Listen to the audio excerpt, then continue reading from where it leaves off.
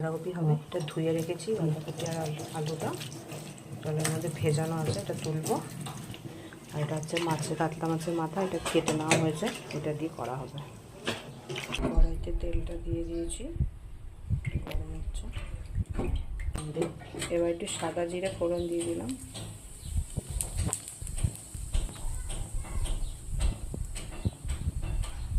একটা তেজপাতা দিলাম। এবার মাছের মাথাগুলো আস্তে আস্তে ছেড়ে দিলাম।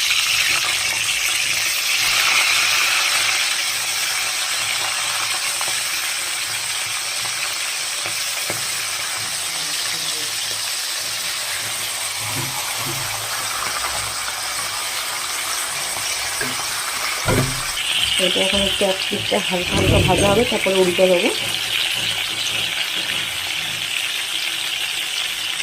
বাঁধাকপি তুলে রেখেছি, এক পিঠ উল্টে দিয়েছে হবে। যেটা ভাজা হয়ে গেছে তুলে ফেলবো। আলুগুলো ছেড়ে দেবো, আলুগুলো দিয়ে দিয়েছি, এবার নেড়ে নেবো।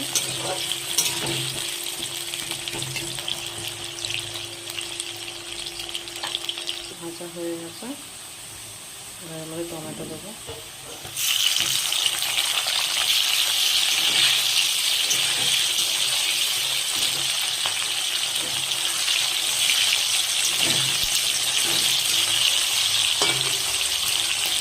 কাঁচা লঙ্কা এটা দিয়ে নেড়ে নেবো ভালো করে।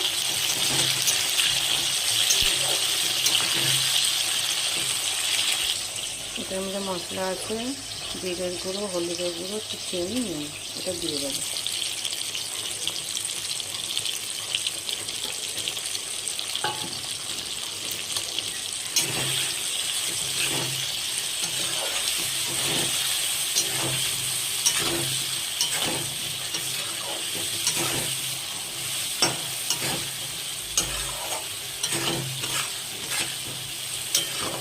এটার মধ্যে বাঁধাকপি অ্যাড করবো।